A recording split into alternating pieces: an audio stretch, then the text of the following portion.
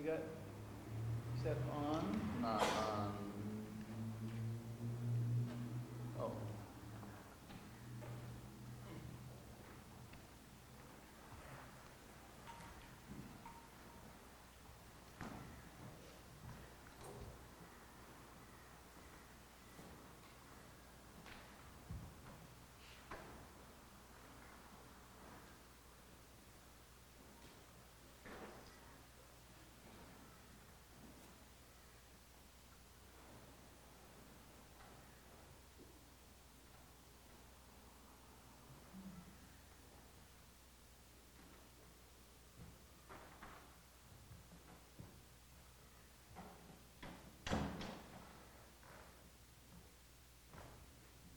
There.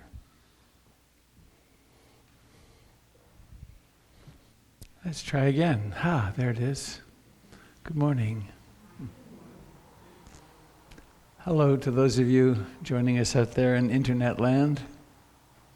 Thanks for doing the audio video stuff.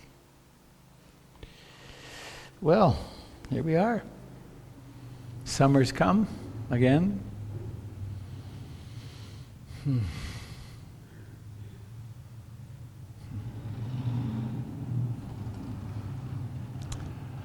Well, I am just back from a 12-day retreat in Canada. That was quite wonderful. Rainy. We had rain almost every day, but no smoke. Last year, the smoke from the fires in British Columbia was horrendous, and they probably won't have fires this year. It's been so wet. One thing I often forget, we have devices back there. If you have trouble hearing, they come directly from the soundboard to the devices, so you can hear really well with them if you need. And oops. I thought I might this morning invite you, if you wish, to stay in silence with yourself, and otherwise to turn to a neighbor and introduce yourself to them, and speak of one thing in your life that you really cherish. Okay? Just for 2 or 3 minutes.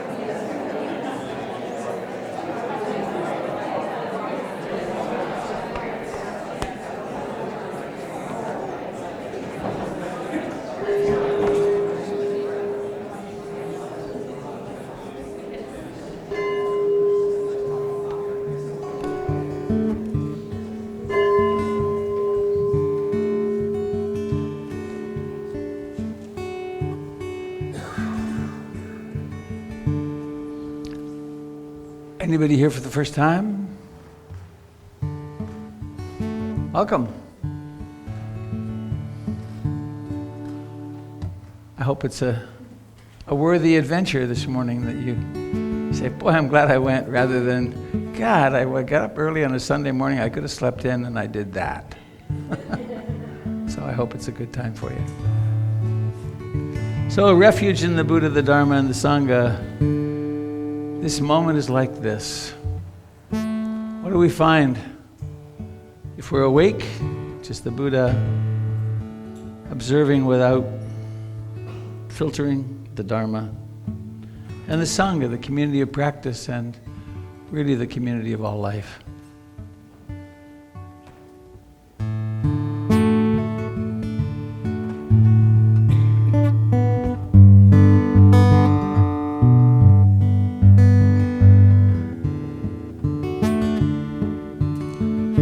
I take refuge in the Buddha, the one who shows me the way in this life.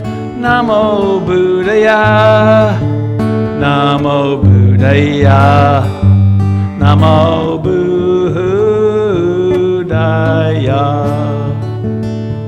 I take refuge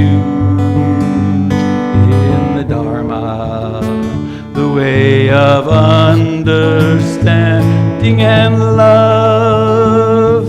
Namo Dharmaya, Namo Dharmaya, Namo Dharmaya.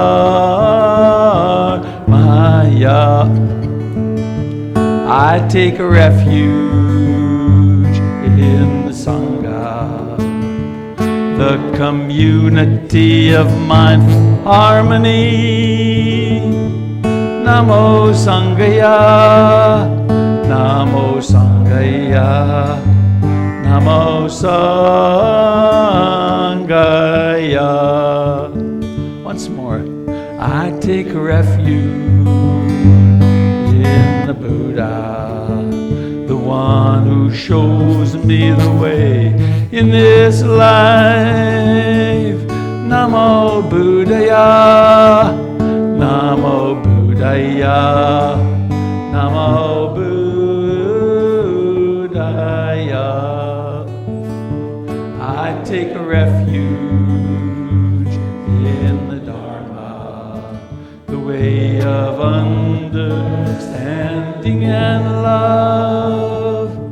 Namo Dharmaya, Namo Dharmaya, Namo Dharmaya.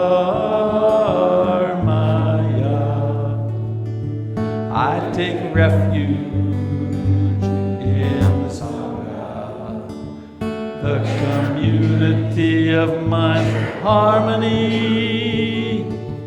Namo Sanghaya, Namo Sanghaya, Namo Sanghaya.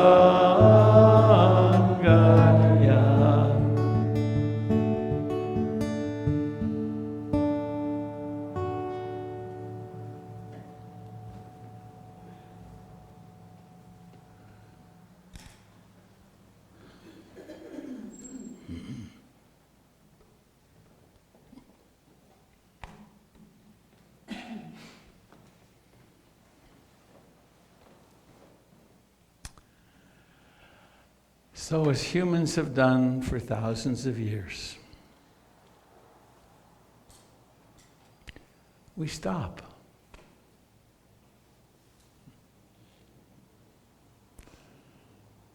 We stop and pay attention inwardly.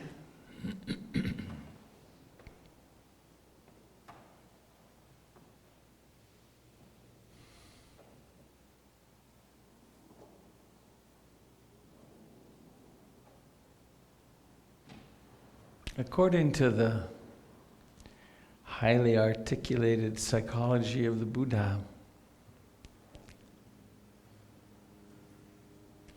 it's a transpersonal psychology.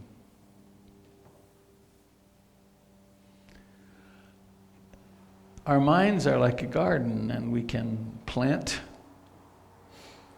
the mental capacities that we want. We can rehearse them and strengthen them, and we can uproot and hinder the growth of those that are not helpful.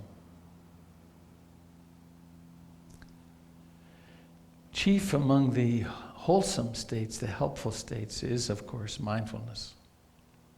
that which is awake, that which knows, is aware.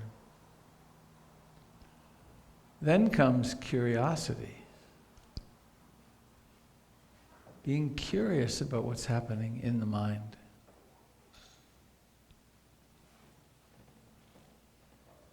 It's one of the things that makes life interesting for meditators. When you're so curious about what's happening in your mind and you try to talk with someone who's not a meditator and they say, "Who cares? I was starting to have thoughts of this or that. There's a sale on at Nordstrom's today." Curiosity. And then energy, effort, persistence. And joy, delight,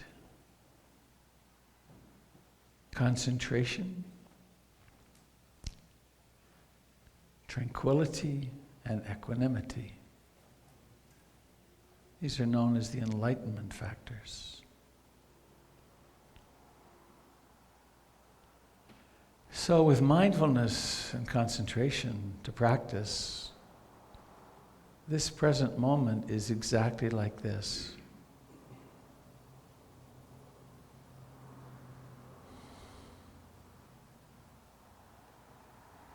There's a body sitting here. It's alive.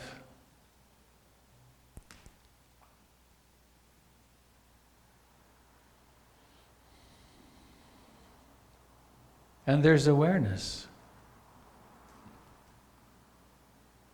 What does this awareness encounter in the body?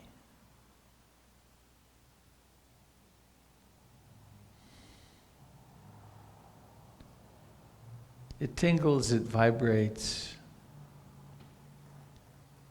It has a posture, a shape. And it breathes in and out.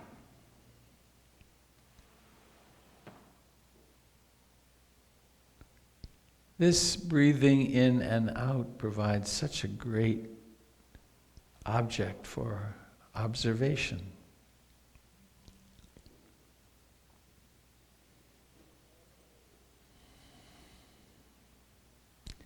Having this as one's point of orientation, it makes much more obvious when the mind is doing something else.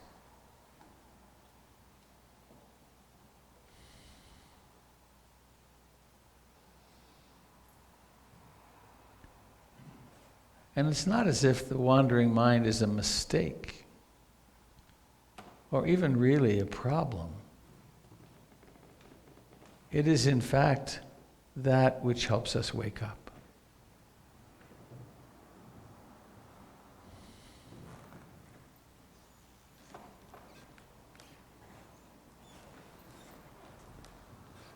So coming home to this that we each take to be my body,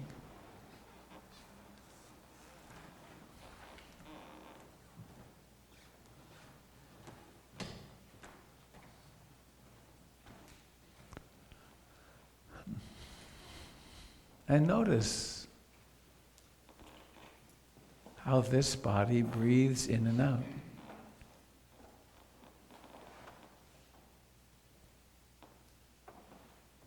And it's been doing this without significant interruption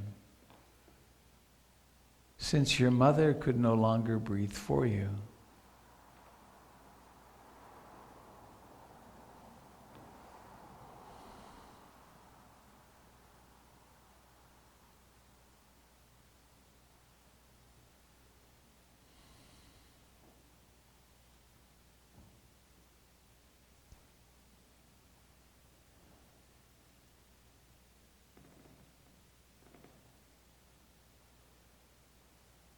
It would not be an exaggeration to say that you are the earth breathing.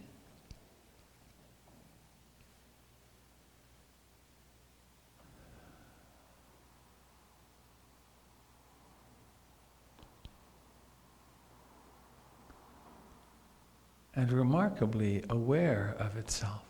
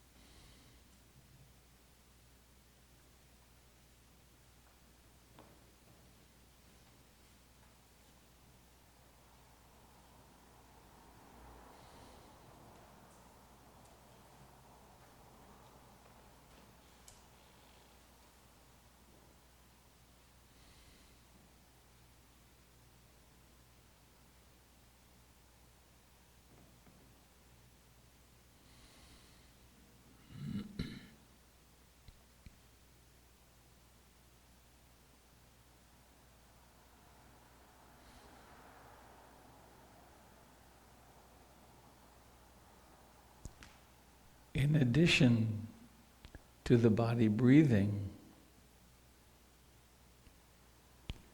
there are sounds. And these sounds are no interruption. They are just life unfolding.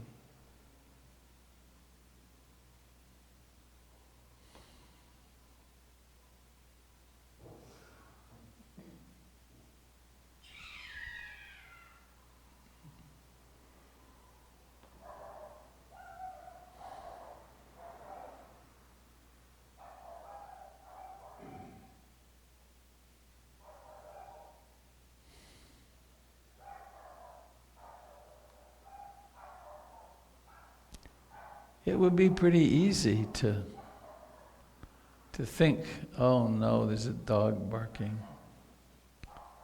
How can I possibly meditate? Well, the dog barking is a problem only if we misunderstand what meditation is.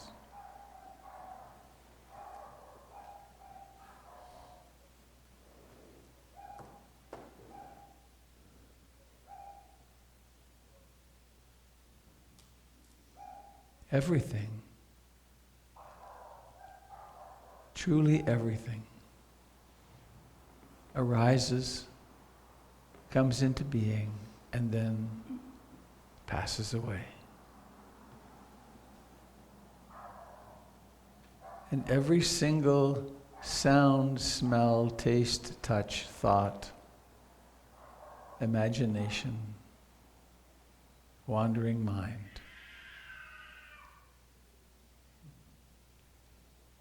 teaches the same lesson.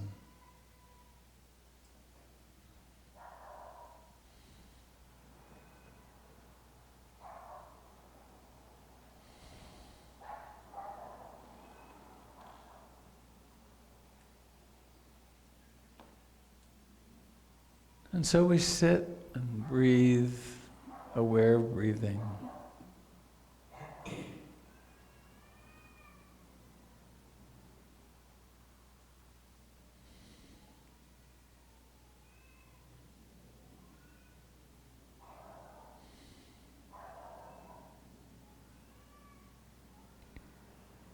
Notice sounds coming and going, and come back again and again to the sensations of breathing in and out.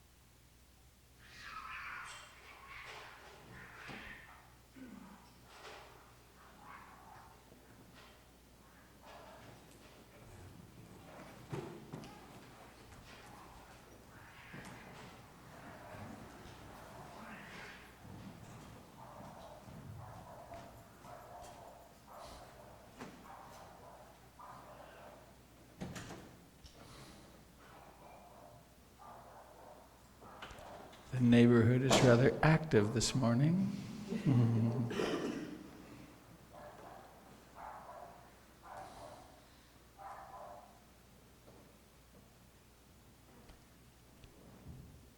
Really notice how it starts and stops.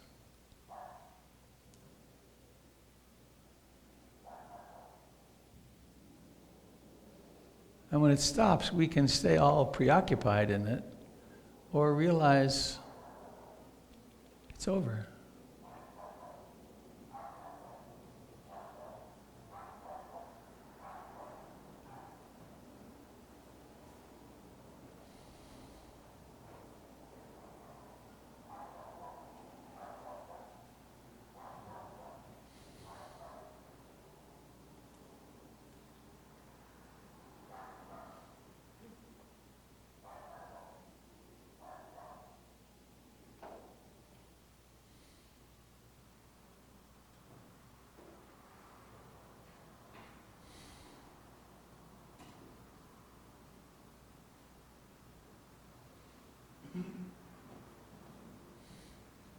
No matter where the mind is drawn to, whether it's a fantasy, a memory, a worry, a plan, or some apparently external event,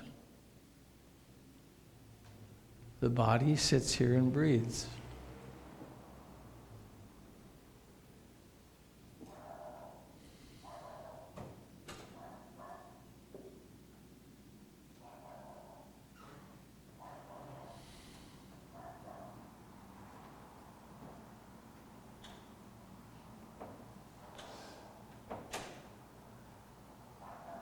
KB, close the windows.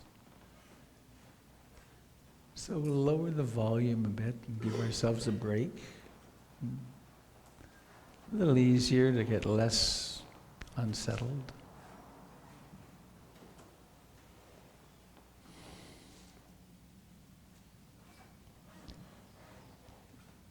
Volume can be pretty great in our lives in a heartbeat. Just never know.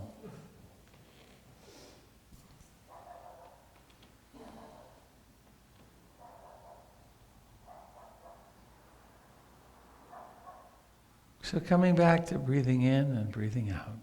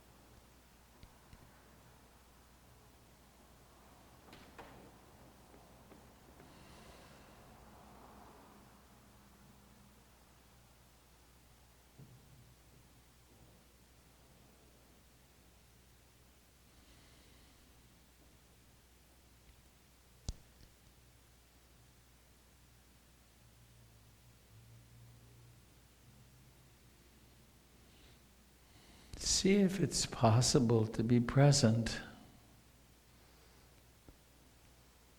at the absolute beginning of a breath, before there's even movement.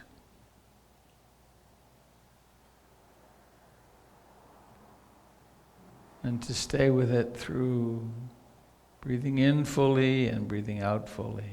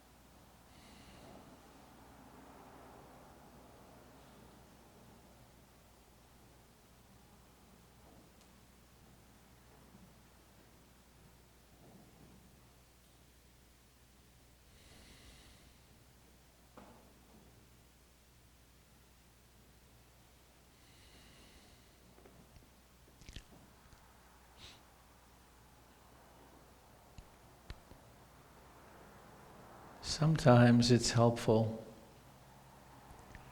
to use little mental notes in the mind.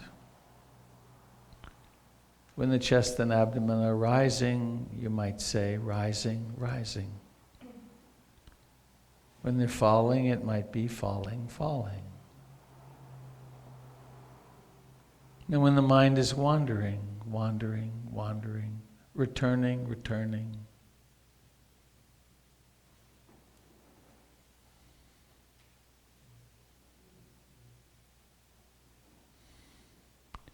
these mental notes are helpful, particularly if there's a lot of restlessness. Eventually they fall away, but they're very useful at first, or when there's a lot of energy.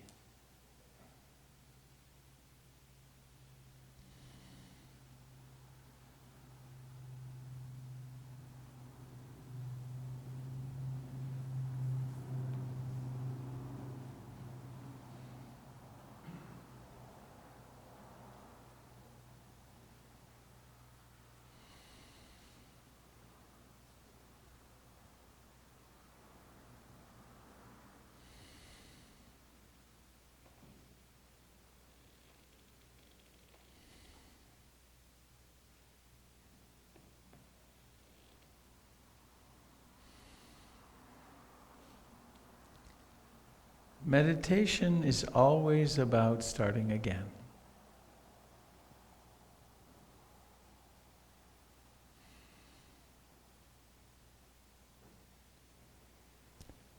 Life and the world and the mind are so radically unstable.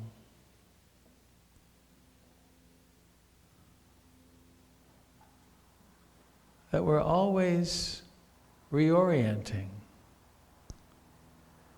That's what the refuge in the Buddha is about. In refuge in something which is as simple and fundamental as being awake, being aware.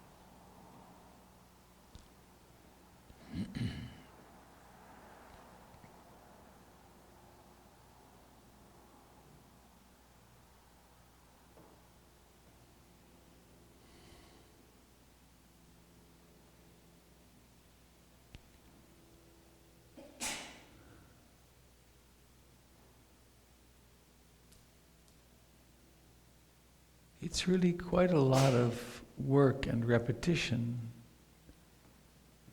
to wake up from the trances of thinking, worrying, planning. We really think they are who we are. When they do stop, it's kind of disorienting or very disorienting. Who am I when I'm not my thoughts, my plans, my worries?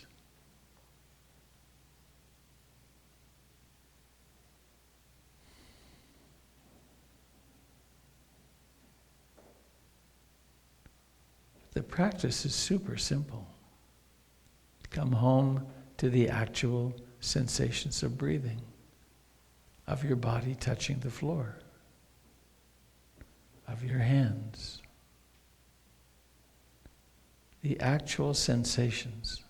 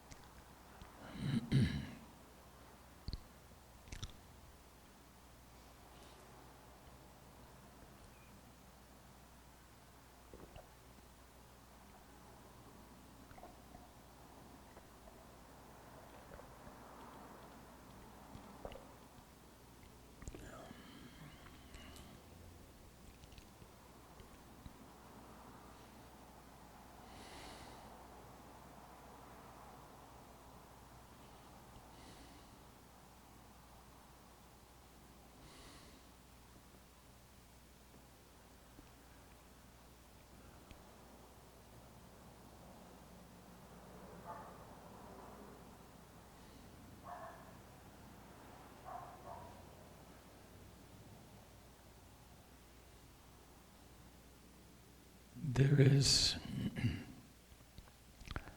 something mysterious happening here.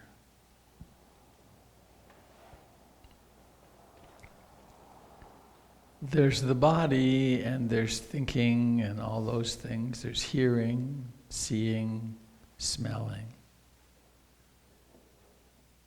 And there's also potentially awareness of it. How is it that that awareness happens? We take it for granted like a fish in water, not knowing that the water's there. But what about this awareness?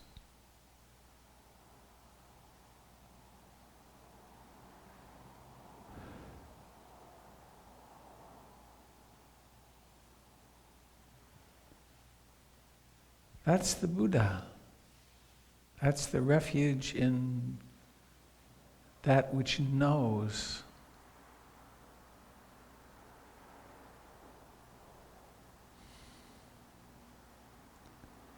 And it's closer to us than our heartbeat.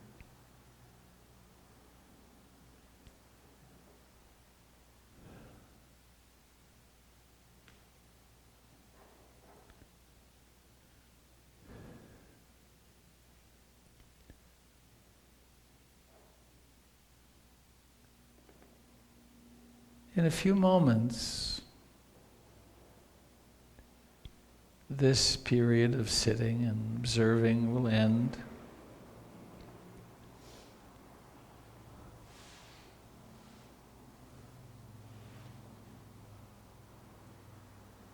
What will you do in order to transition from sitting to moving a little bit, maybe letting your eyes open. How does it happen? Don't just blindly let it happen. Notice it takes a plan to open your eyes, an intention. And then when you're clear about that, let it happen. Let it operationalize itself. So intention and then opening and seeing happens.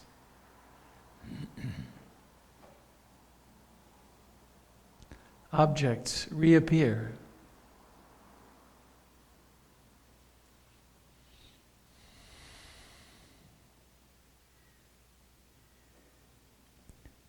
And then perhaps the body wants to stretch a little bit. So notice what it would like to do and then give it that freedom. And notice it doesn't do it without your intention.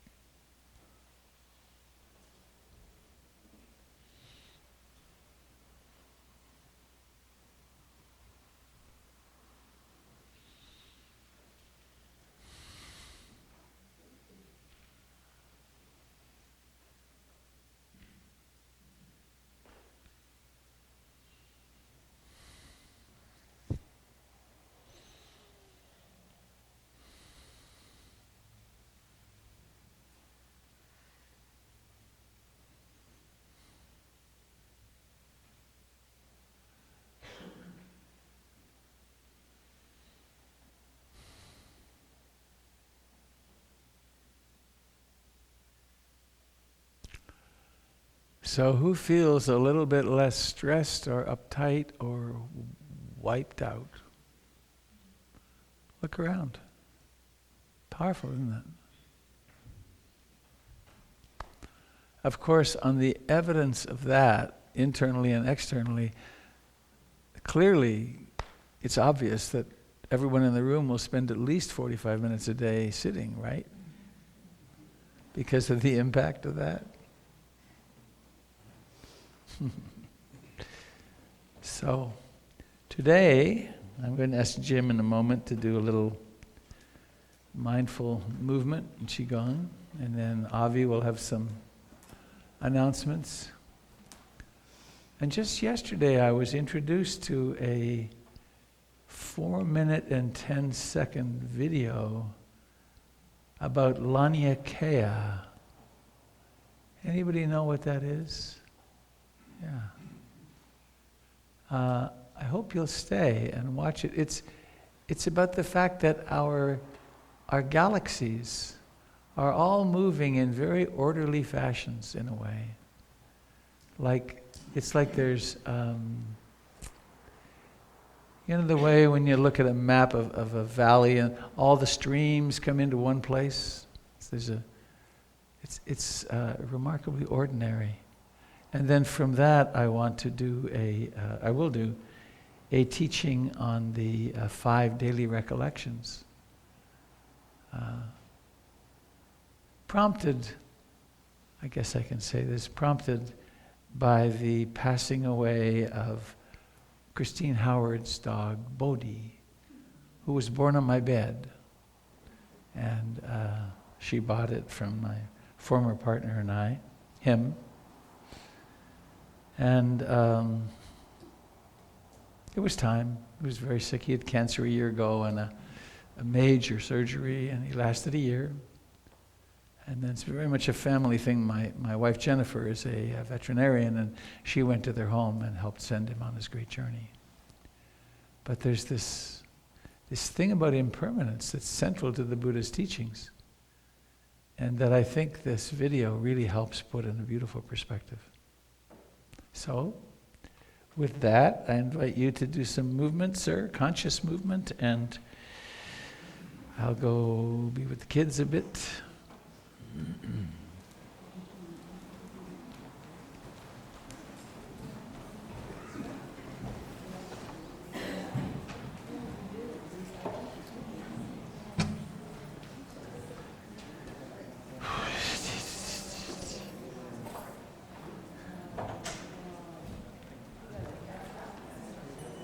Oh, you're probably going to want this.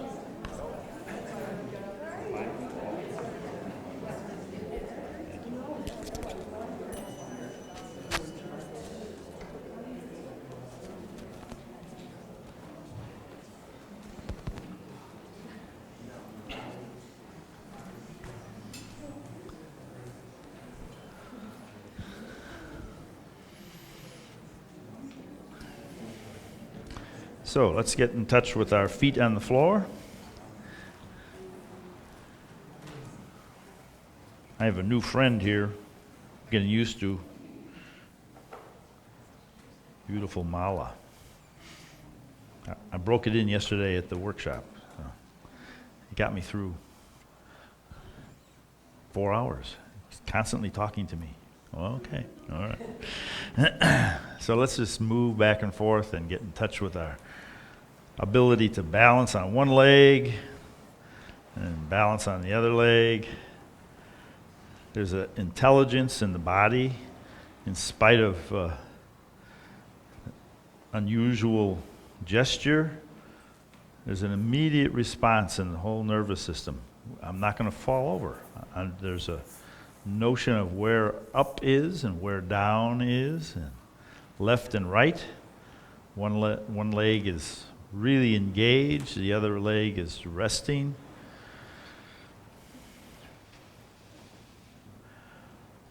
And there's awareness. Awareness of a body standing and resting. Awareness is all around us. The same awareness, perhaps. I have no way of convincing anybody else about this, but the same awareness that's sinking into your knees is sinking into mine. There's physical sensations, and within that realm, there's the positions of our bones, of our muscles, our nerves, the flow of blood. There's all kinds of things telling us that we're moving up and down. And then if we lift our arms as we come up, we have awareness maybe of our shoulders opening and then relaxing down. But there's also residual awareness, so to speak, of the bottoms of the feet, the knees, the hips. We can focus on one part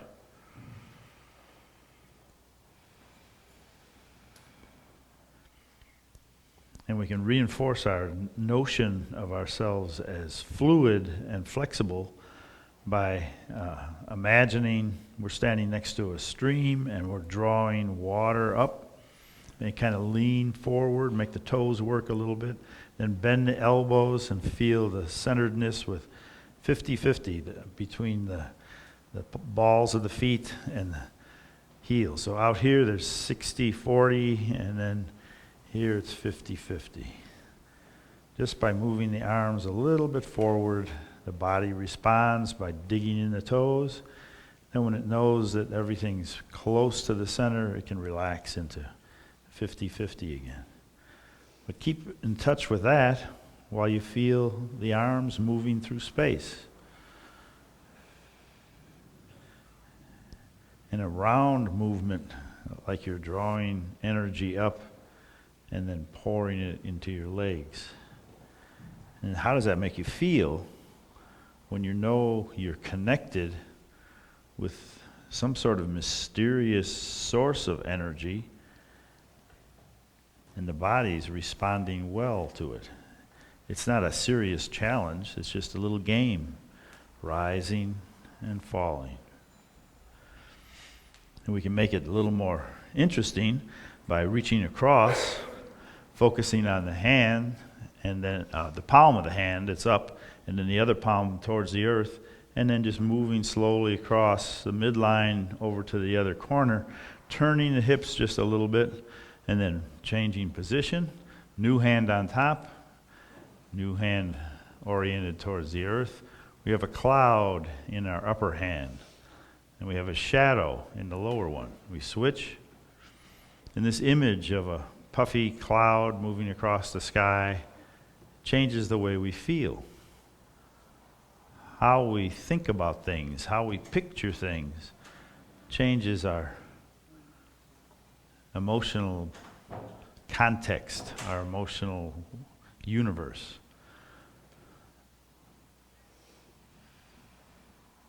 So there's sensations in the arms. If there's a feeling of tightness and a feeling of blockage, it's because you're not round enough. So just what would it take to be rounder and more relaxed in the shoulders, the elbows, the wrists, down to the fingers. The fingers are open and separate, but they're not stressed. But at a certain point, it's like they can feel the air molecules passing across the palm of the hand, the sides of the fingers, the backs of the fingers. Everything is aware. It's hard to keep awareness narrow. The ego does it all the time, but the body likes to spread out, feeling the weight shift, the loosening of the joints in the shoulders, the elbows and wrists, and the movement through space. Cloud-like, just drifting, but aware of the surroundings, aware of the earth and the shadow on the earth and the dome overhead. So, some of you may have figured out that I'm playing with the Harvard protocol. The Harvard research into Tai Chi had people just learn 5 different movements and play with them. The third one, after lifting water and following the cloud, then we just simply, let's step towards the street side and press gently and relax the shoulders, lift the hands, feel the hands moving through space. You might feel a coolness, or you might feel heat. You might feel an openness, or you might feel like your hands are wearing gloves. Everybody's response is unique to their metabolism. What did they have for breakfast? How stressful was the drive over? All sorts of things. And then we'll switch and step towards the trees. And notice how when you get 2 hands out in front of you, the foot that's towards the trees is working much harder than the foot in the back. And then when you lift the toe of the tree foot, then the back leg has to work a lot harder. But by just catching a glimpse of what I was doing, your body figured out immediately with the mirror neurons how to join in the game. There's a playfulness in the body. We don't even think about it. We just take it for granted. Somebody is moving the center of gravity. That looks like fun. Let's join in. And now we've got the whole Sangha breathing together, breathing in as we come back, and breathing out forward. There's a harmony on the cellular level, on the emotional level, on the intentional level, then coming back and pausing. Feel the harmony support us just standing.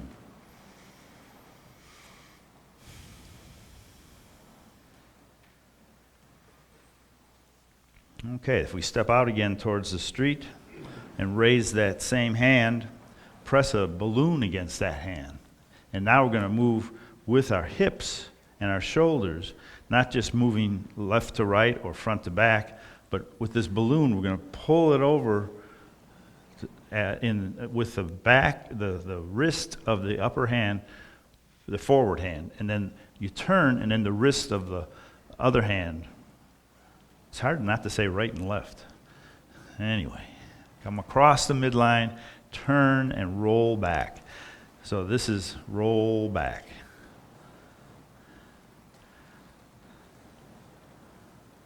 So this is a review for Virginia.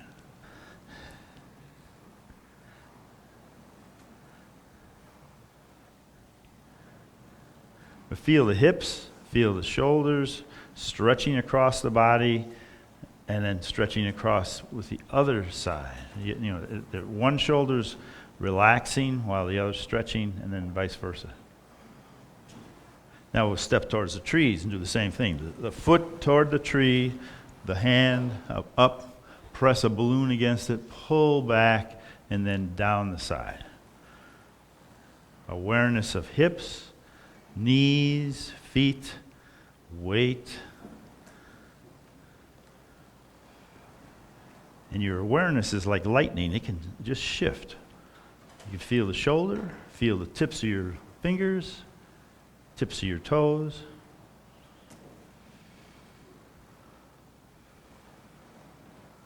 I don't know if we'll get to the fifth one. I guess we will. We'll do a little faster. All right. Step to the street. Bring the other hand, the opposite hand of the street side, over to the across the midline, and that's not right. The same hand. I'm twisting myself up like a pretzel. All right. The street side hand is down, and then the other hand is forward. It's so much easier when I do left and right. The street side and tree side is hard for this old brain. But the body knows how to do it. Okay, so notice that you can be aware of pushing with one hand, pushing straight forward, while the other hand is just swimming across, back and forth. It continually crosses the midline. And the brain organizes these same two movements. Step to the tree, take the hand from the tree and place it face down, push with the other hand, feel the weight move. You're aware of weight shift. You're aware of shoulders reaching, relaxing, hands moving through space, temperature, different parts of your body. Just like lightning, we just scan the whole body, noticing nothing but change. Just an easy flow. All right, come back to the center. And hopefully that's loosened up stiff joints and contractions and constrictions in the body. Take a few breaths and just feel the effects of all this movement. There's a joy in the body when it moves together with other people. So just marinate in that joy. You're in a safe environment with other mindful people. How special is that? May not be the same the rest of the week. Sink and open to the side and come up the center, and we gather it all in. Our time for movement is over. The ending comes, and we have a little ritual to gather it all together. Thank you very much. Have a good day.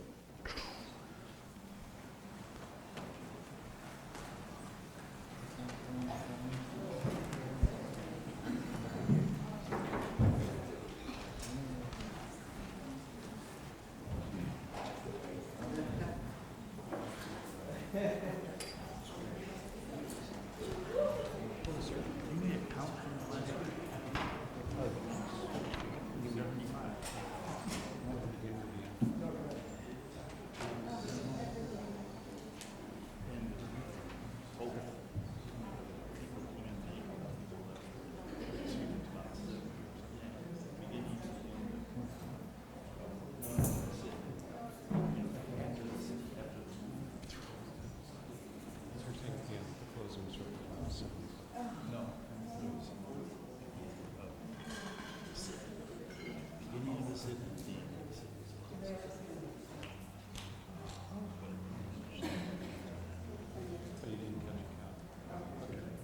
All right. Good morning, Sangha. My name is Avi. I'm community coordinator here. I'm going to enact the ancient ritual of announcements. Kirsten, are you around? Ah, Kirsten. Do you have any volunteer stuff? Kirsten just got back. Doesn't know anything about volunteers, and neither do I, because I just got back from my retreat the other day. So, yeah, always. We always need people to help with the children's program on these handy-dandy weekly event sheets. There's the URL right there at the top. We have it on the website. If you could do it once, that would be great. If you could do it once a month, that would be even better. And it is a great way to invest in the next generation of the Sangha as we move forward through time. We are into the dog days of summer, so it's not quite as many things that are going on, but there's still things that are going on. So Robert's Brighton Bush retreat, either through July 26th through the 31st or July 26th through the 28th. That is going on. You check the Brighton Bush website to see about availability. On Saturday, August 3rd, we have our next first Saturday monthly day-long retreat. On Sunday, August 4th, we have our monthly newcomer orientation session. Then also on Sunday, August 4th, we've got our next meeting of the Engaging the Dharma initiative, our initiative to take what we learn on the cushion and extend it out into the community in terms of mindful action. If that is important to you and you feel jazzed by that, please join us. You can also look on the website. We have an Engaging the Dharma page under community that you can look at to see what we've been up to. Then on Saturday, August 10th, on Sunday, August 11th, we've got our second Sunday PIMC potluck. You can bring your top secret family casseroles and share them with everybody. On Tuesday, August 13th, there is no NVC practice group this month in August. It will resume again in September. On Saturday, August 17th, we have our Buddhist movie night. We'll be screening American Beauty, which if you're familiar with that movie, you might not have thought that was a Buddhist movie. But it is.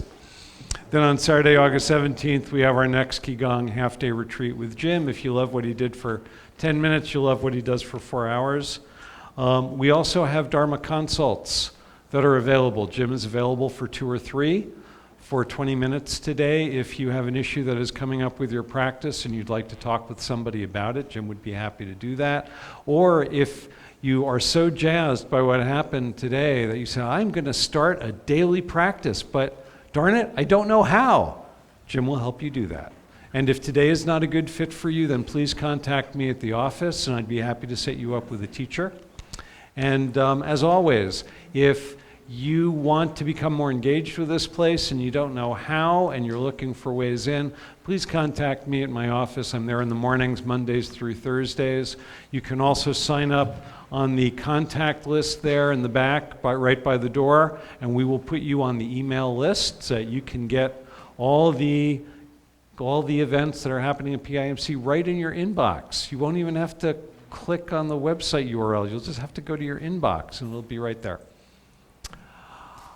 It's good to see you all again. It's a beautiful Sunday. I hope you all have a beautiful Sunday today. Blessings to you all. Oh, yes, and one other thing. Vic reminded me, the 4th Saturday in August, Vic will be doing another mindfulness hike. Put that on your calendar. It's not on here yet. It's not even on our calendar yet, but just keep it in mind, and we'll let you know when details become available. Now I think that's really it. That is it. Okay. Again, blessings.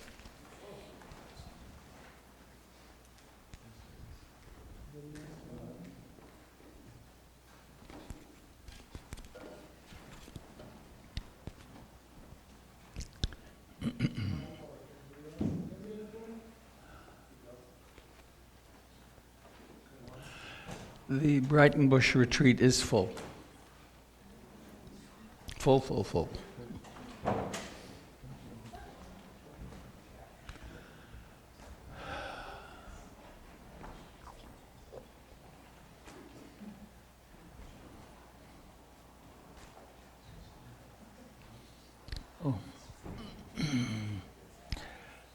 I have a brief update on the Fantasied accessibility program. We are now the fourth in line for the next hurdle. The woman who will be reviewing our application wouldn't give a date to the fellow who's spearheading that, the architect that we're working with, to look at what needs to be done in order to, some of you don't know this, we're ready to go with the builder and everything to make the building wheelchair accessible, doors there and so on.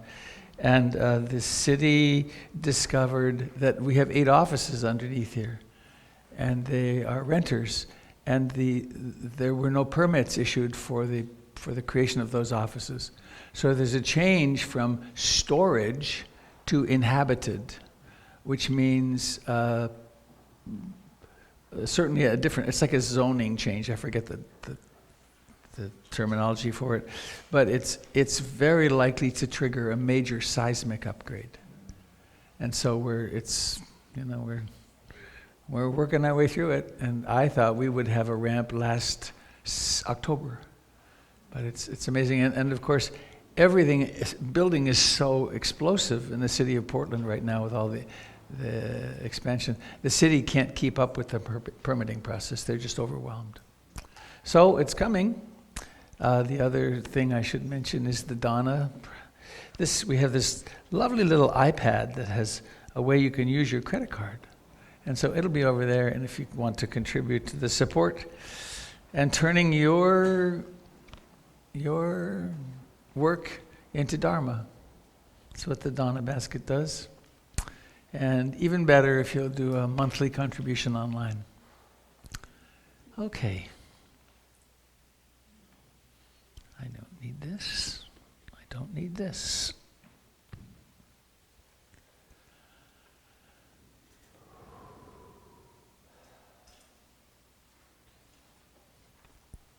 Well,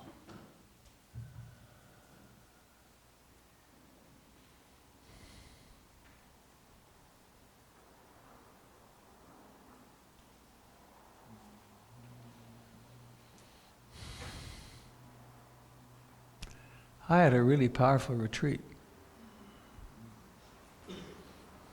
It was 19 people, shrunk to 15 by the end, people who came for the first week.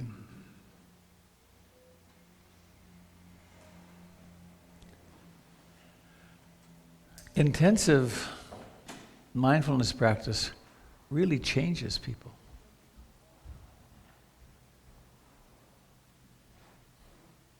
People encountered really profound psychological, emotional trauma issues, and also experienced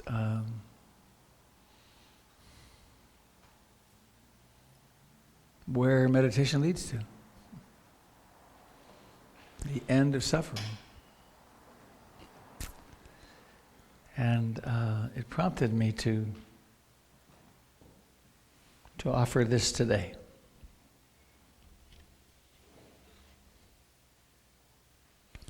So you'll recognize this probably, maybe from high school.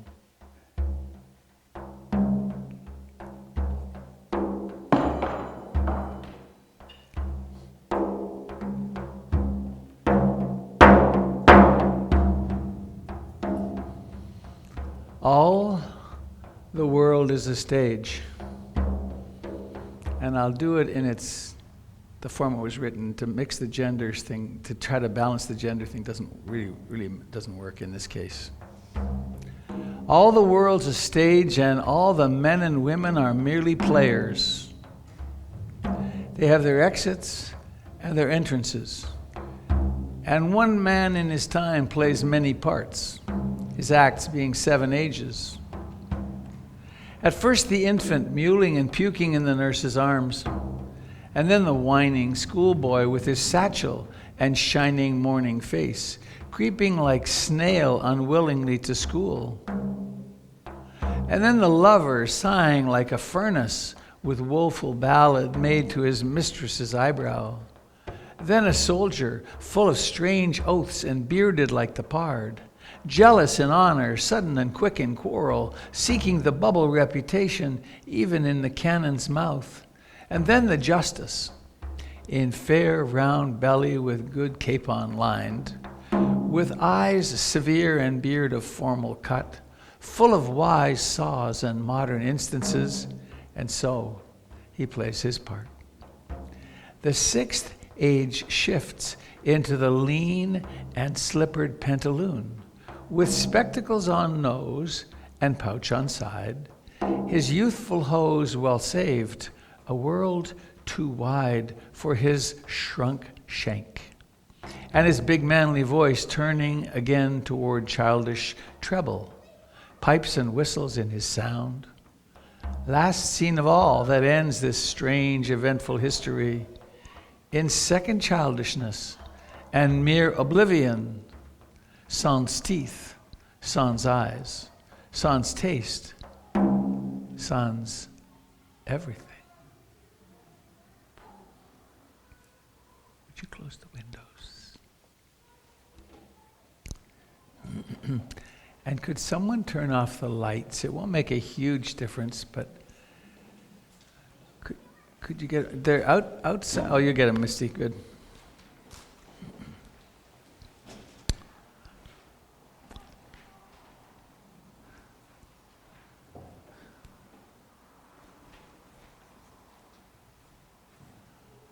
So,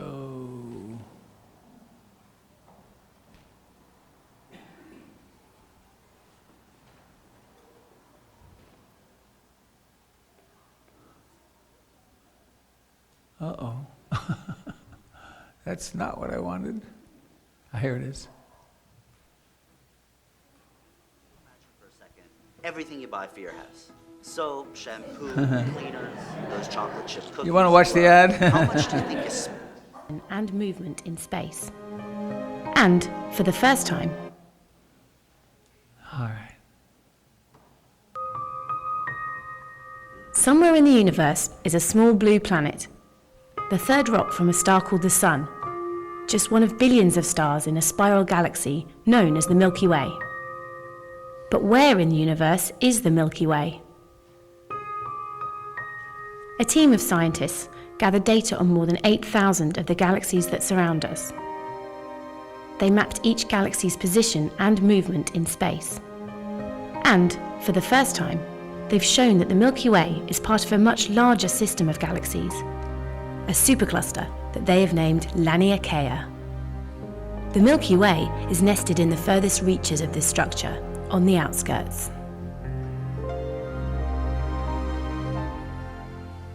The entire universe can be seen as an intricate network of galaxies, a cosmic web. Some areas are almost empty, dark voids. Others are densely packed with galaxies in regions known as superclusters. Superclusters are the biggest structures found in the universe, but scientists have struggled to define where one ends and another begins. To map our home supercluster, a team led by Brent Tully at the University of Hawaii studied the motions of the galaxies around us in unprecedented detail. Even though the entire universe is expanding rapidly, gravity is also at work, pulling against this acceleration. By discounting cosmic expansion, the team worked out which galaxies are being pulled towards us, shown in blue, and which are being pulled away, shown in red. This enabled them to create a map of cosmic flows, the paths that galaxies migrate along, tugged at a tiny pace by the force of gravity. Using this motion, they came up with a new way to map the distribution of matter in the universe. Delving into our home supercluster, you can see that most galaxies are being pulled towards a dense centre. This is known as the Great Attractor. Our galaxy is among those sliding towards this patch of space, which dominates our region of the universe. Let's take a different view. Each circle represents a galaxy. Again, we can see most galaxies being pulled towards the Great Attractor in the direction of the arrows. Between the Great Attractor and us, the Milky Way, there's a relatively empty area, a blue void. And next to us is Virgo, a large and dense cluster whose bright galaxies have been observed from Earth for centuries.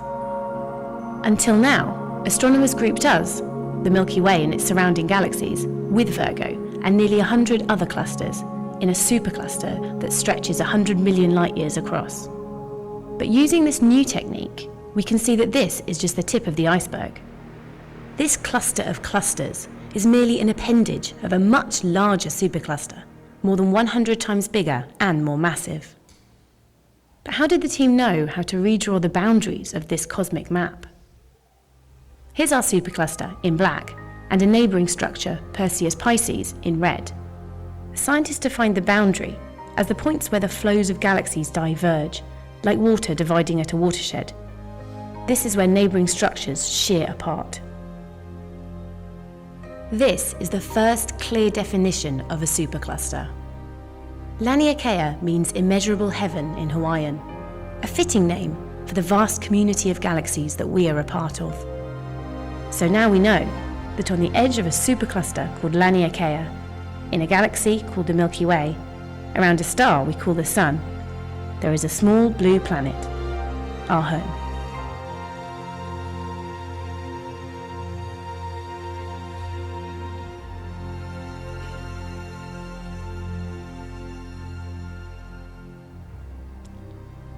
Would you push the button twice, Connie, please? Holy shit! These are amazing! Oh, it's so lightweight. I'm obsessed. Oh my god, they're freaking gorgeous. Oh, magic. We are William Painter. We truly believe you do not have to compromise quality for style. We have traveled the world and found the best materials, the best lenses, and the best manufacturers. It all started... The hook. There it is. All right, come on now. It's a free risk, no trial, or free risk trial. There we go. Funny.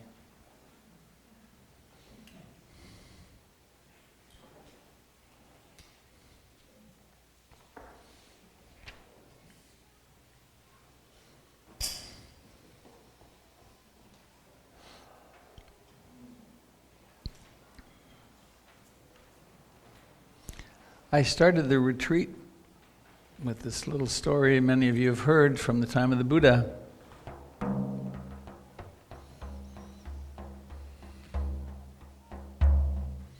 A king was on his way to war, perhaps trying to provoke a war. And he heard that the Buddha, a wise, awakened being, was sitting in a little forest nearby, and he stopped his troops and said, "Stop, we're stopping overnight, but don't get too settled, because we're in the battle tomorrow." He went and sat at the feet of the Buddha, and he said, "Lord Buddha, I understand you're very wise, and you understand the path to the end of suffering. I need to hear your teachings, but I need them in their most succinct form. Could you please tell me them in that form?" The Buddha looked at him with great kindness and said, "Dear King, try to live in the present moment." This provoked something in the king. He had a glimpse of how things really are. He went to his men and said, "My brothers, go home. Go to your wives, your children, your families, all of your relationships of all kinds. Go to your fields, your shops. There will be no war. And try to live in the present moment."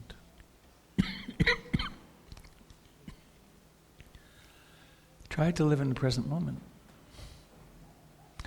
That's what we just did on retreat for 12 days. This moment is like this.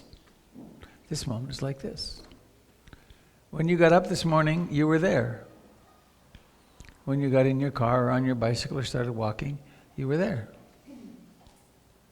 When Jim was teaching, you were there. And now we're here. A moment ago there was a video. Maybe. Is it a dream? Or did that really happen? So, prompted also today Well, I've been saying this, you've heard me say it a few times. There's something shifting in my life where it's almost, it's called tachistoscopic presentation. The present moment is kind of like, it's always, and it's becoming clearer and clearer that the past is a fantasy. It doesn't exist. It's an idea. It's a set of ideas that occur in the present moment. And the future is another fantasy, which has consequence. It's important that we use our capacity to create futures, but chances are it's not going to happen the way we're fantasizing. And also, most of us can't tell the difference when we're in the fantasy of the future or in the fantasy of the past or in the fantasy of some ideology. I mean, look at our political situation. It's because people are in fantasies. Terribly polarized oppositional fantasies. And we really take ourselves and our fantasies very seriously, don't we? What if for a moment you intuited into the scale of that? Is anything you worry about of any significance at all? Really?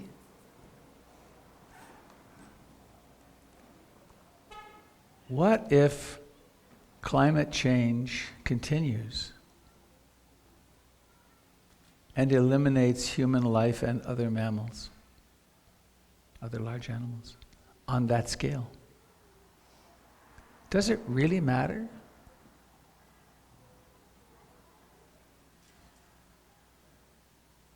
And what if it does matter, and it's important to be responsible and to do what we can to help other beings and so on, and to act politically even.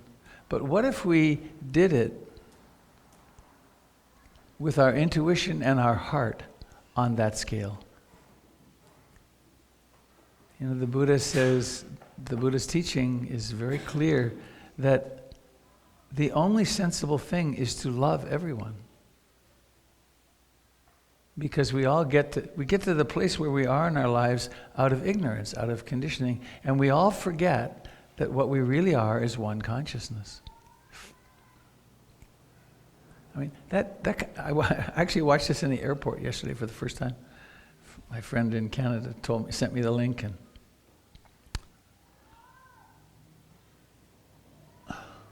I worry about the craziest, most trivial stuff, even in this context, you know. But and then I've been talking with Christine around the vanishing. For my little dog, my little miniature husky is in my office right now. He comes with me, and Bodhi, his brother, they're brothers, and Bodhi went to work with Christine thousands and thousands of times. And Bodhi's gone. Buddha will be gone. And in fact, if you look around this room, I invite you to do it.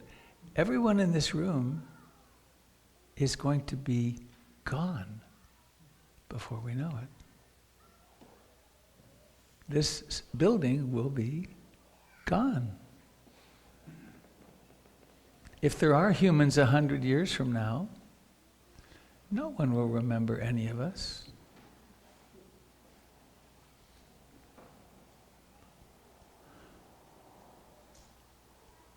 So why would we not love each other?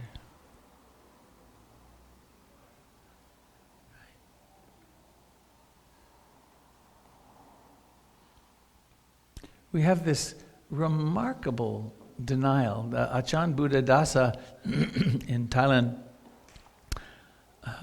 taught that anicca, not permanent, anicca, the truth of impermanence, blazes at us with the brilliance of 1,000,000 suns. It's a miracle that we don't see it.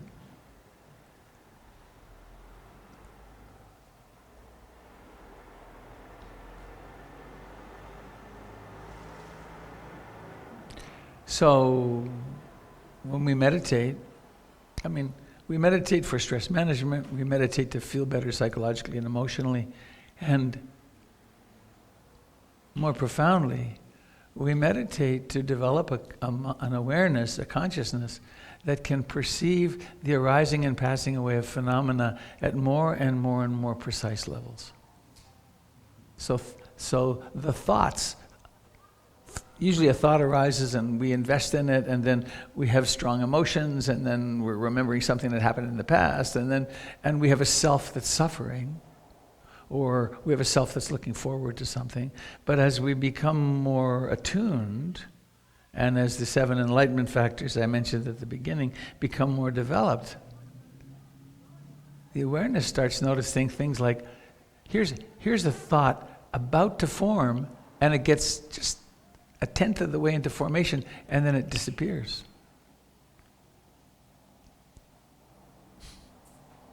We are that.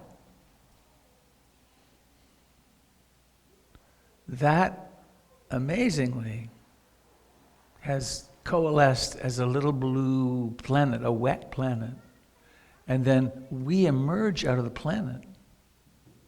And then somehow, here's the big mind boggler, and we're conscious. How did that happen? Right? And why don't you try this with me? Open your hand, take your hand and let your fingers open, feel them, and close. And then open, knowing that's what's happening, and close. How did you do that? How did you control, how did this get controlled? And how does it know what's happening? That is conscious. And we're it. Isn't that weird?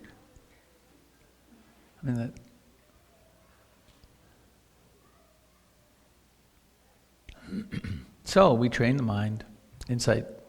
We do the insight practice. We clean up our moral and ethical acts so that we're not always in uproar, so the meditation can actually go deep. And the Buddha recommended that we confront this profound denial that we have, that we're all impermanent. Do you really believe you're impermanent? Do you believe your children are impermanent? It's a thought. As a parent, I know when I had my first child, my son, in my arms at the retreat with Stephen Levine, and he told the classic story about the broken cup, and the great teacher says, "Well, this cup is already broken, so I can relate to it very easily and love it." And then Stephen said, relate to your children, relate to your loved ones as though they were already dead. I'm holding my baby. That's not a thought one likes to think as a parent, but it's true. And what a liberation there is, and what a profound recognition of the absolute preciousness every time we get to see one another. And I was away for 2 weeks. I come back, and here you are. Some of you I've known for decades, and some of you I might just meet today. But how utterly precious. And we forget, right? We take each other so for granted, and we think we have forever, and actually we have a few eye blinks. Even if we live another 30, 40, 50 years. Though I don't think I'm in for that. It's getting harder and harder to move this thing around. It gets stiffer and stiffer, so it'd be bad in 30 or 40 years. No, science will fix it. I don't think so. And if it did fix it, it would only fix it for the very wealthy. Right? So the Buddha said, why not confront this denial?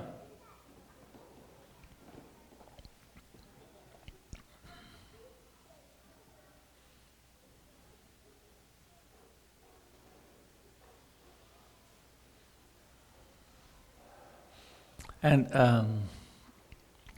we have the 5 subjects for frequent recollection. And I think, I was going to use my guitar, but I think better just to chant them. So, if you're willing, let's see how it is to do these together. You'll notice there's a little downward, not an arrow, but a little arrow tip, a point, that goes down in certain places and up, and that's a little, one note down and one note up. So let's just do it, and we'll go through it at least, we'll do it 3 times. And pardon, my voice may crack. I'm just on, I've got a cold, and it's on the edge of coughing all the time. I am of the nature to age. I have not gone beyond aging. I am of the nature to sicken. I have not gone beyond sickness.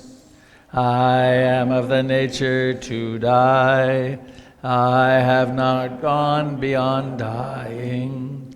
All that is mine, beloved and pleasing, will become otherwise, will become separated from me.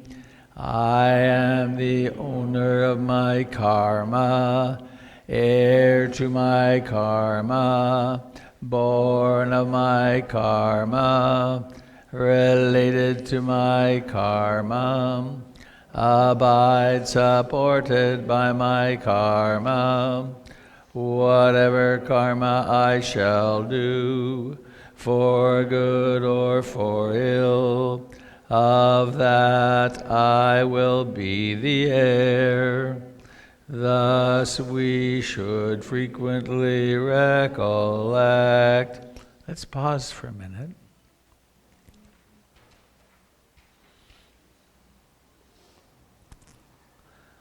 Actually, let's do this.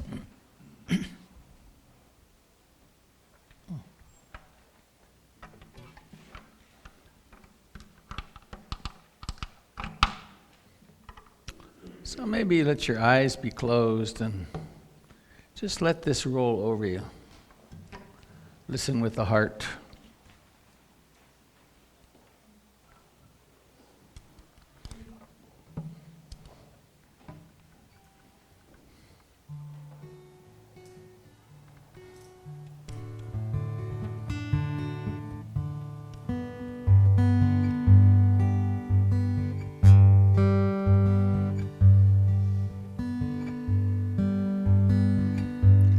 I am of the nature to age. I have not gone beyond aging.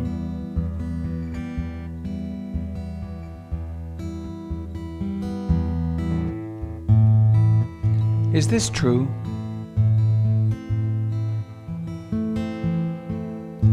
Is this really true?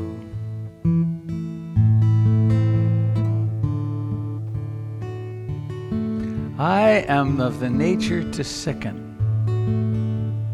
I am of the nature to fall ill.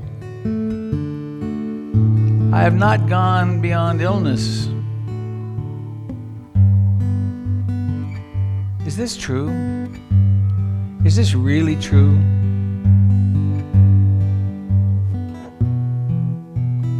I am of the nature to die.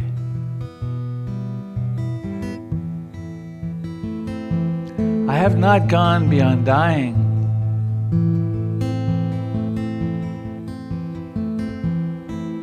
Is this true?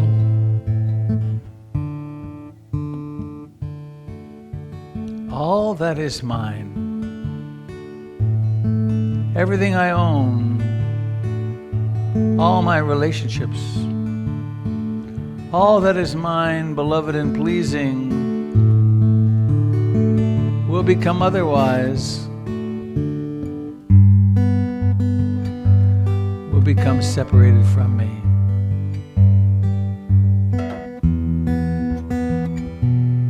I am the owner of my karma. I am the owner of my intentional actions, heir to my intentional actions, born of my intentional actions.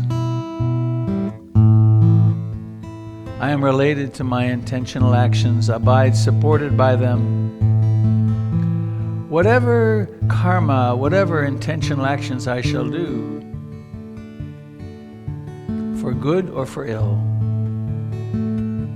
of that I will be the heir.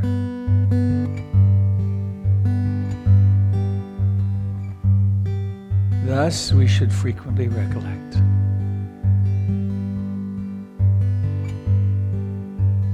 I'm of the nature to age. I have not gone beyond aging.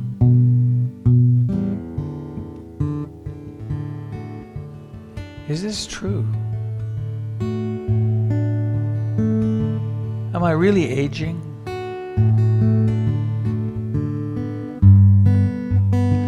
I am of the nature to fall ill, to be sick.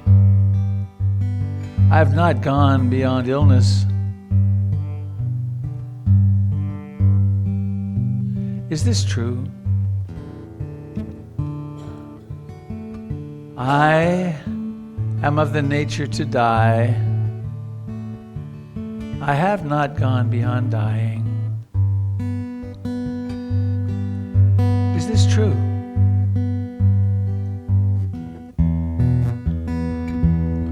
All that is mine, beloved and pleasing,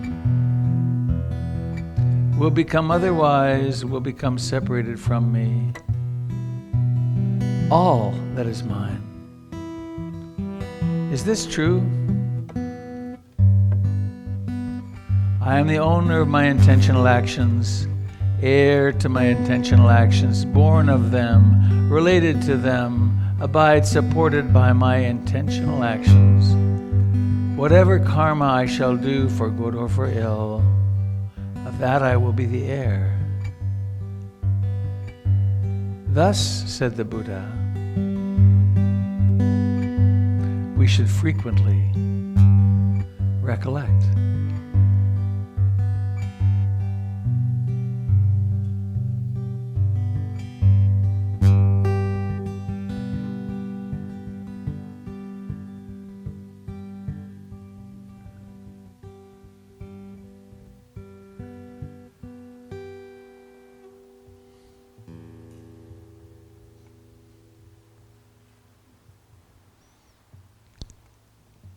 So let's do them together again.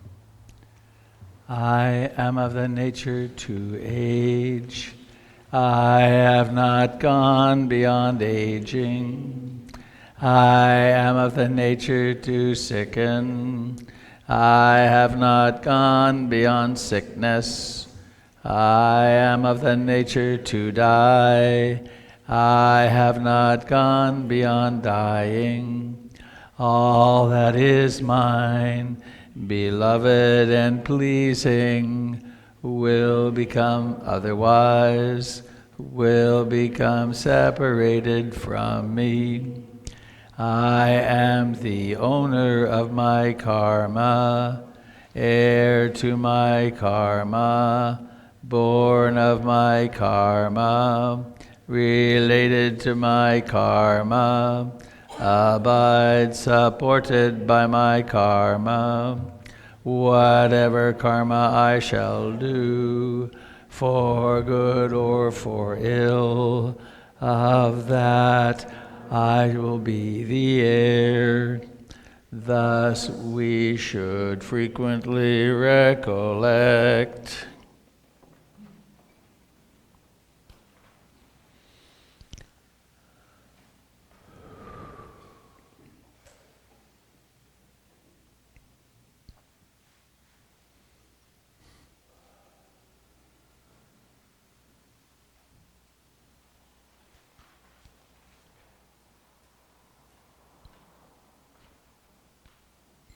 When I was much younger, 40 years younger, I was on my way to do a 2-month retreat. I hitchhiked across Canada and then came down the West Coast. And I was in San Francisco on my way to San Jose. And the Hare Krishnas were in the park. and there was free food, so of course I went. And they were dancing and chanting and doing the Hare Krishna thing. And I told one of them, he said, what are you doing? I said, I'm going to this Buddhist retreat. And he said, oh man, those Buddhists are such a downer. They're talking about death all the time. And so one can really misunderstand a practice like this. This isn't about a downer. This is about the joy of living in reality. And of recognizing, I come up with that word, how precious, because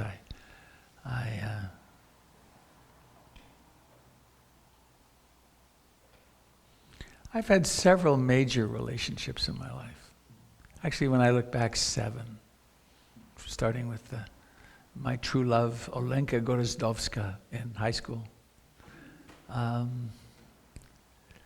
But I've had three marriages, essentially, 17 years, and then 13 years but she always refused to marry me.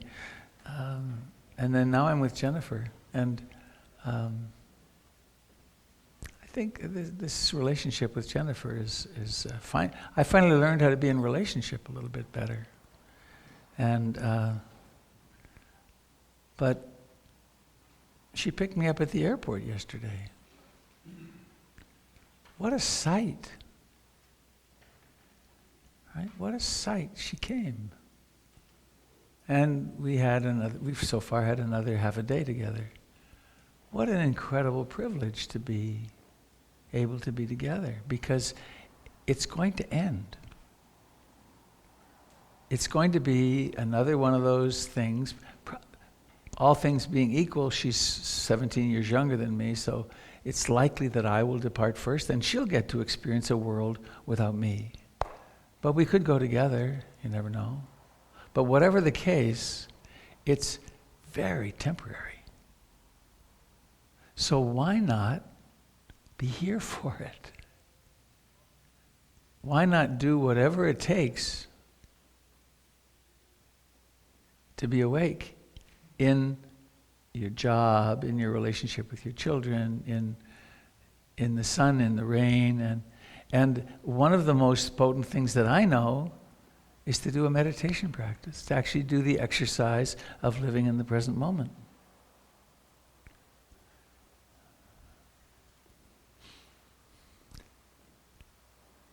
And we have so many, we have these fantasies. I have so many responsibilities, or I have things I have to get done, or the world is falling apart, and therefore I don't have any time to take care of myself like this. And it's really all madness. It's madness, and part of it is the fear of doing this kind of contemplation, of realizing, and also the fear of realizing how much pain we're in. We're very reticent to stop, and please raise your hand, those of you that were on the retreat. 1, 2, 3.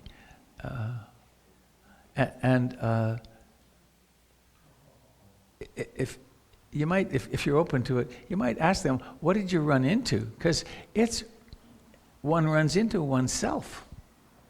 And it's not by accident that we're running so fast, because the self that we think we are is so dissatisfied and uncertain, and we have such self-esteem issues, and they're all transparent ultimately. They're not who we are, but unless we're willing to take the time and energy to encounter that, we live in so much fear. We're afraid to be in the present moment because I might have to discover myself. I have a great cartoon. It's a fellow. It's 2 frames. There's a room. There's a window on the door, and it says self-discovery class. And he's going in. And he looks okay, and he's coming out very long face. It's like, ooh. But we have to recognize that part of ourselves in order to realize, what are we really? We're that. Right? We are ultimately the infinite universe. If this was a mystical Christian church, I'd be saying we are God. But, the Catholic mystics, they had their huge experiences, and then they went and said, God and I are one, and unfortunately that was too threatening, so they tended to get wiped out. But it's been the same across all mystical traditions, that the Buddha talked about the deathless, that this isn't all, we're not stuck. We're not stuck with being our frightened little selves. We can be something much greater. And then along the way, we treat each other so much better, treat ourselves better. So I think that's what I want to say. I think there's even a few extra moments today.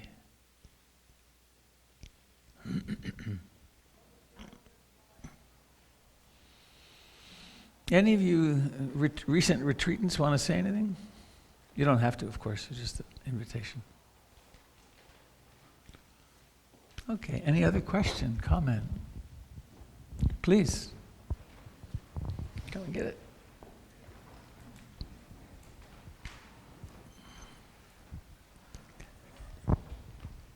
Earlier you mentioned whether the things we worry about really matter. Right. And you brought up a specific example of climate change. I'm pretty sure it matters, but your question made me question that. And I guess my reaction to that was, if we are the consciousness of the earth, then it matters because we owe it to the earth to allow it to continue being conscious. And I was wondering if you had any more specific thoughts on that. I don't know. It's such a radical thing to say. Does it matter? It was kind of intended to shock, but I take it as a given that we're a short-term experiment. We're another species. We're going to end. Everything ends, and something like 99% of all the species that ever walked the earth are gone. Because there's been these huge die-offs. There was a great article in the I think it was in the Atlantic recently, about the asteroid or whatever the heck it was that blasted into the Yucatan, which ended the dinosaurs. One day, bam! The molten rock plume went a third of the way to the moon. And as the earth turned and this molten rock dust fell, all of India burned.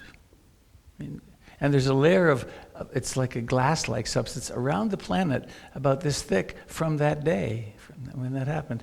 And all the dinosaurs went, and if that hadn't happened, mammals wouldn't have come, they say. That mammals were little tiny creatures then, and we managed. So this planet the planet is perfectly safe. Right? We can't hurt the planet. And we're here, and I'm not saying let's not do our best, but this perspective might allow us to do our best with love in our hearts. That there aren't enemies. I mean, that's the big one. What about them? Well, if we're approaching it with them as in hatred, we're the problem. Joanna Macy, wonderful, amazing human being, talks about it, that she speaks of the what's it called, the Great Turning, and there was the agrarian revolution, and then there was the industrial revolution. And there's the next evolution, which if we can't pull it off, we will likely end ourselves, which is the consciousness evolution. And in that consciousness evolution, we will actually wake, and I think this is what we're doing here is that. That's attempting to do that. And the intention is to learn to see each other in love. And if we don't pull it off, we were another good try. Because if we don't do it in love, then we're at war. And as we look back on, I mean, I'm not a great student of history, but you think of the revolutions that happened, the next folks that come in with their guns don't seem to do much better. Well, the American Revolution was a noble attempt. Noble. I mean, this country's an amazing experiment.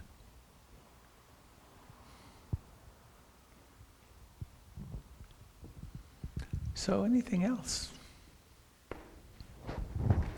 Please. So you talked about impermanence and our role in it. I went on the hiking retreat with Vic, and he was so gracious to point out just how old the trees are that we were amongst in hundreds and hundreds of years, and these aren't even the oldest trees in Oregon. Right. And it was just a good way, good perspective on, as you said, we are here just for a blink of the eye, and there are things even closer to home than just the galaxy that are going to be here much longer than we will, and have been here much longer. Yeah, sometimes I have fantasies when I've been in the woods that the trees, some hikers go by and the trees slowly turn to one another and say, did you see something? Anyway, I think it had a fire last night. At least it didn't burn us down this time.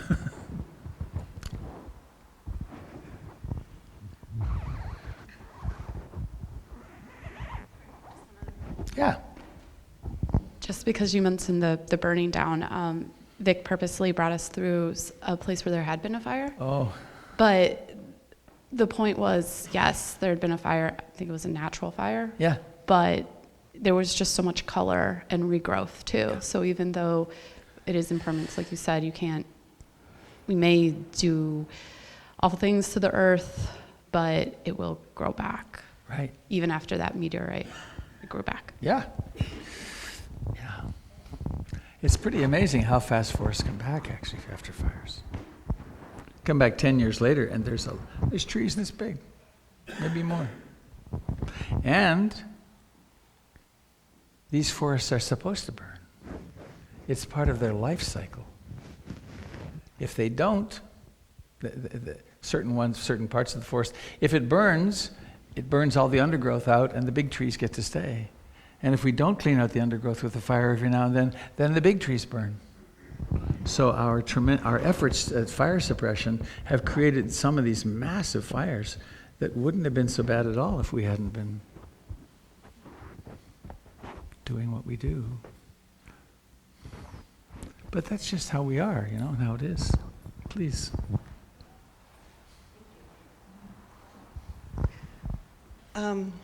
I love talking about impermanence, and I used to hate it. And I loved... This is a testimonial. talking about death, because I didn't want it. And after some years of meditation and classes and coming here, I find it very refreshing because I don't deny it. And when I'm in denial, I'm fooling myself. So it feels so good not to fool myself. Thank you very much. Because the truth is refreshing. And as I've grown older, friends have died. Some of my friends' children have died from overdoses. And it could happen to me. And it could happen to my children. And in fact, one of my children has come close to death because of his disease. And I know now that if he dies, or when he dies and I am still alive, I know I'm going to be okay. It's going to be hard, and we suffer, but I'm not alone, and I have this dharma and this love that I really call precious. Thank you. Mm-hmm.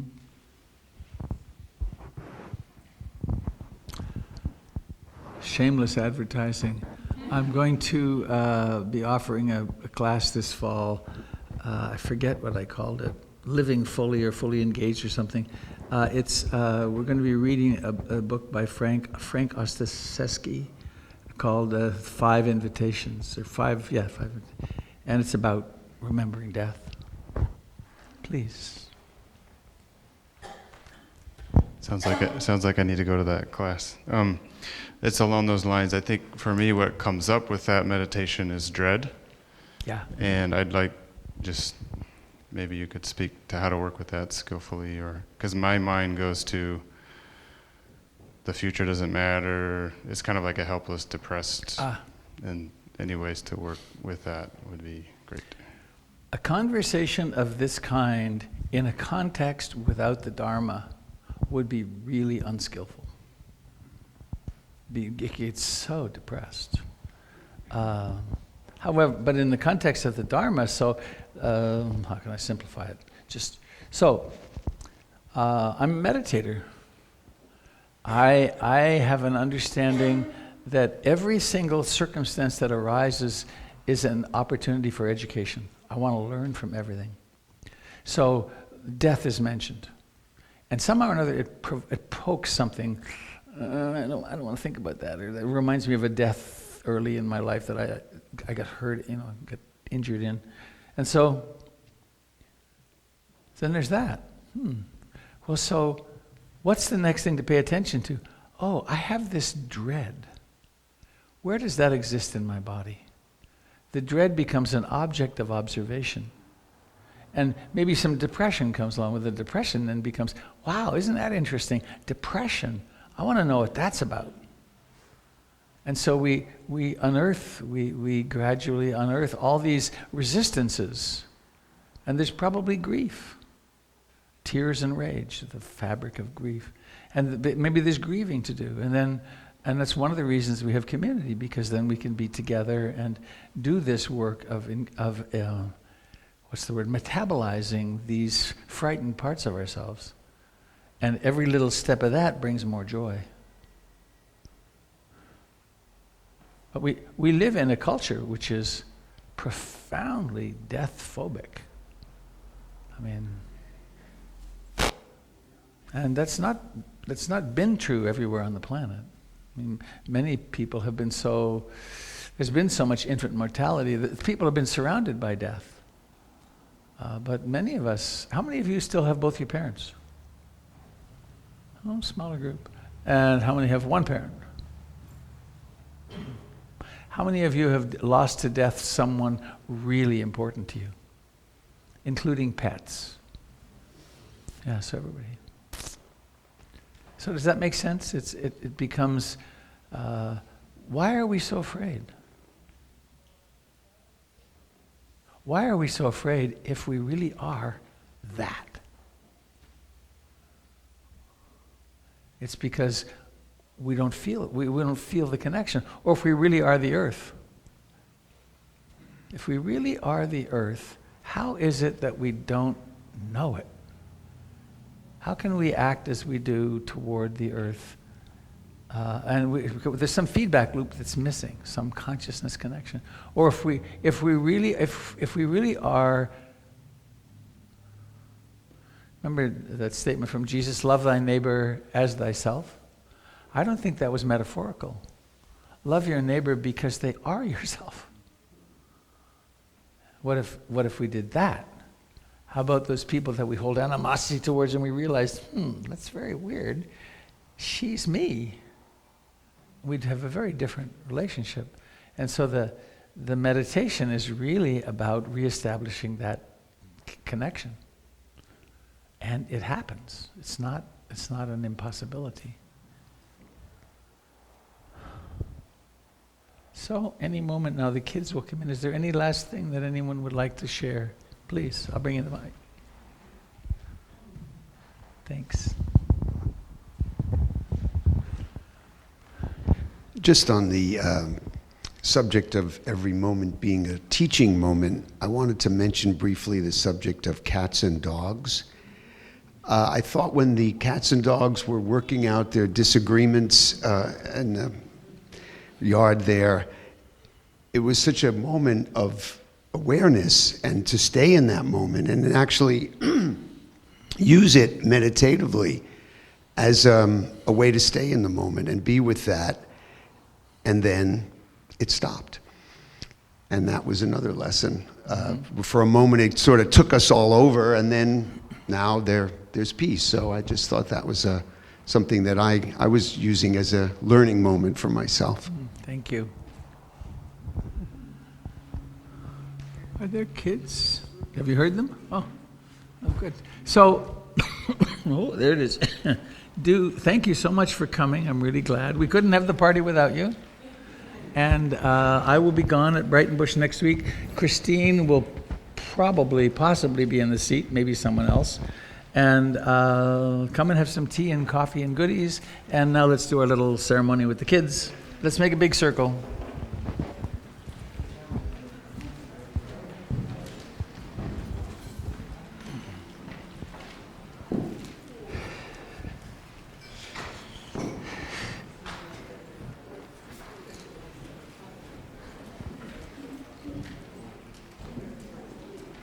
Hi there.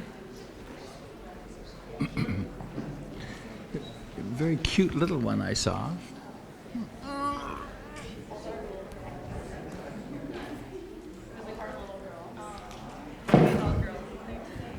Usually it is. Huh, weird. Huh. Here they are.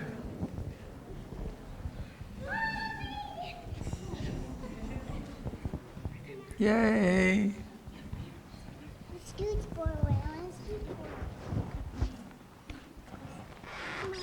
Any of you in the outer circle that just can't stand not being in here, you're welcome to come in and join us. Oh wait, can I sit here?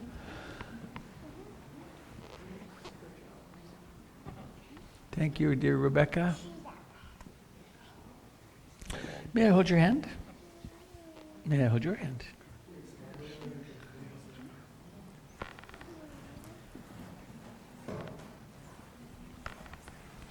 Thank you, those of you that joined us from home. So, hands, breathing. Let's give the hand on our right a little squeeze and wish this person well.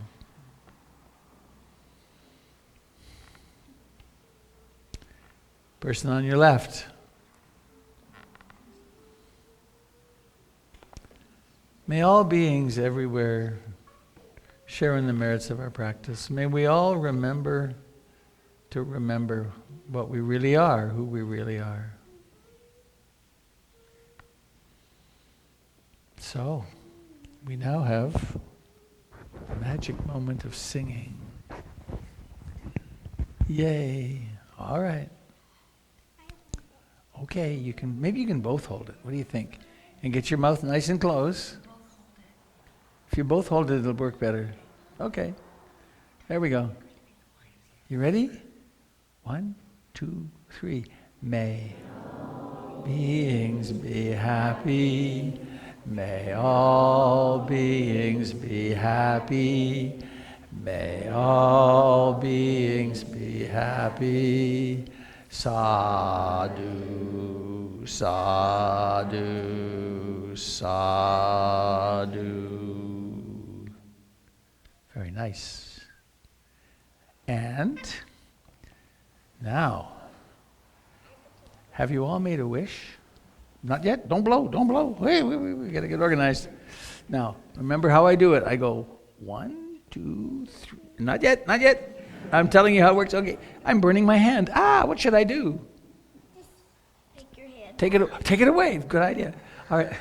Oh, not yet. Oh. Hang on. We're gonna do a redo. Where's the lighter? Can you bring it?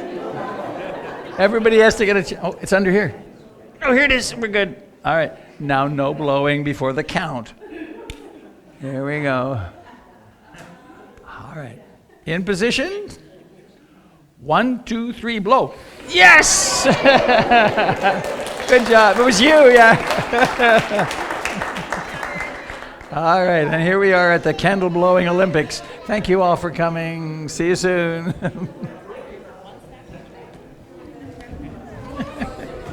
You're welcome.